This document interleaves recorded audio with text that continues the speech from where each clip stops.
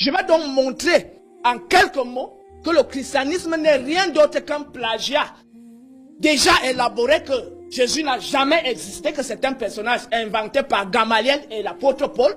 Je démontre donc le plagiat du christianisme en quelques le pasteur se comporte comme tous les pasteurs. Ils font toujours une fuite en avant. Quand tu veux attraper le pied que je viens, poser les pieds sur terre, il veut s'envoler. C'est ce que vous constatez là tout à l'heure. On veut le ramener pour lui démontrer que ça à quoi tu crois là est faux. En réalité, voici la vérité que je vais dire à tous, aux millions de téléspectateurs qui nous... La vérité ou la vérité? C'est la vérité. Ici, j'ai les manuscrits esséniens. Vous voyez les manuscrits, les morceaux de manuscrits là, c'est des morceaux. Maintenant, on a traduit là.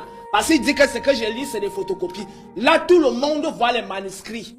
Ah oh, ce sont les manuscrits là qui font tout les manuscrits de Qumran. J'ai le document intitulé The Dead Sea Scrolls Studies, publié par Florentino Garcia et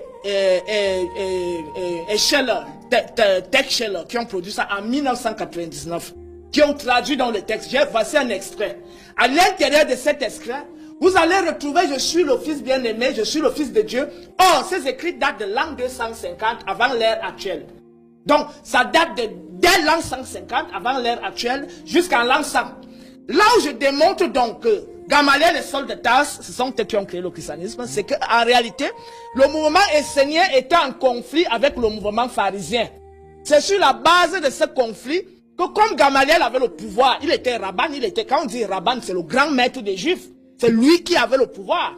Il a donc décidé de tuer le mouvement essénien et créer un mouvement parallèle. Parce que pour semer la confusion, il faut diviser. C'est-à-dire que je prends la copie de ce que tu as, je crée donc la photocopie, et ça fait que ce que toi tu as meurt, et ce que j'ai, comme j'ai le pouvoir, je pérennise ça. Maintenant, le mouvement essénien lui-même, c'est quel mouvement? En réalité, c'est un mouvement juif qui a opéré le syncrétisme entre le judaïsme et le culte d'Isis. Ici, vous avez un prêtre égyptien, là, noir. Vous voyez un noir là? C'est lui qui préside le culte d'Isis. Là, quelque temps après, vous avez Issa, qu'on attribue donc à Jésus. Il a vécu en l'an moins 310. Voilà, alors voilà, Issa là. Vous voyez les noirs à côté, vous voyez les grecs. Il faut présenter à voilà, la caméra. Voilà, c'est ici, voilà, il faut présenter à la caméra. Vous avez Issa au milieu, vous avez les noirs, vous avez les grecs à côté. Donc en réalité, les Grecs ont hérité du culte d'Isis, de même que les Juifs, parce que les trois peuples cohabitaient où? À Alexandrie. Les Juifs restaient au bord du lac Maroétis, les Grecs restaient près de la Méditerranée, et les Égyptiens autochtones étaient un peu plus retirés du continent. Donc, dans l'histoire générale de l'Afrique, publiée par l'UNESCO, on le démontre à l'intérieur. Donc, quand j'ai terminé ça, j'avance donc en disant que si le christianisme a opéré un syncrétisme entre le judaïsme et le culte d'Isis, cela explique la raison pour laquelle les pharisiens étaient contre ce mouvement, parce que d'après eux, ce n'était plus le pur. Et par conséquent, comment créer donc un mouvement à partir d'un mouvement qu'on combat, alors qu'en réalité, ce mouvement a copié une tradition antérieure, qui est la tradition d'Osiris et d'Isis.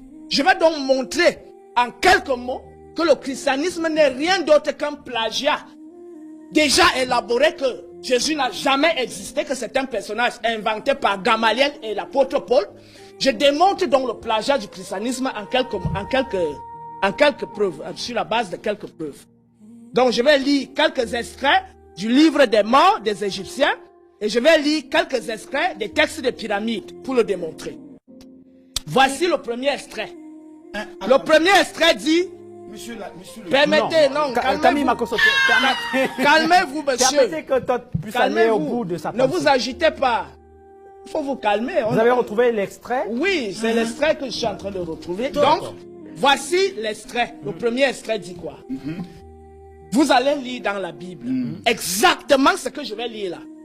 Livre des Morts, chapitre 125, verset 1, 38. On dit: le cœur est charmé de ce qu'il a fait. Ce qu'il a fait, les hommes le proclament. Les dieux s'en réjouissent. Il s'est concilié Dieu par son amour. Il a donné du pain à celui qui avait faim, de l'eau à celui qui avait soif, des vêtements à celui qui était nu. Il a donné une barque à celui qui en manquait. Vous allez retrouver ça dans la Bible. Maintenant, j'évolue. Le dernier extrait. Le dernier extrait, je prends le dernier extrait dans les textes de pyramide. Comme on n'a pas assez de temps, Oui, et on passe... je vais directement dans les textes de pyramide.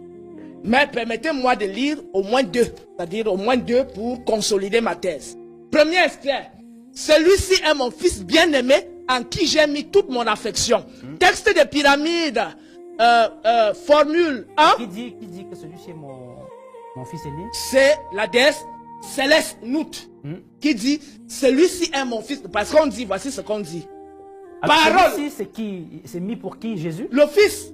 Oui, non pas Jésus, Horus. D'accord. C'est Horus, c'est d'Horus qu'on parle ici, on ne parle pas de Jésus. D'accord. On dit que Nout dit, la déesse de la lumière, dit, celui-ci est mon bien-aimé en qui j'ai mis toute mon affection. Et je termine au dernier niveau. Parce qu'à l'intérieur, il y a l'Eucharistie. Boire ceci est mon sang, manger ceci est ma chair. On n'a pas assez de temps. Mais il faut quand même que je lise le dernier point. Pour qu'on comprenne très bien. On dit, je suis l'être divin. Premièrement. Ensuite, on dit, je suis le fils de Dieu. Ensuite, on dit, je suis l'envoyé de Dieu. Ça vous rappelle quoi? Hein?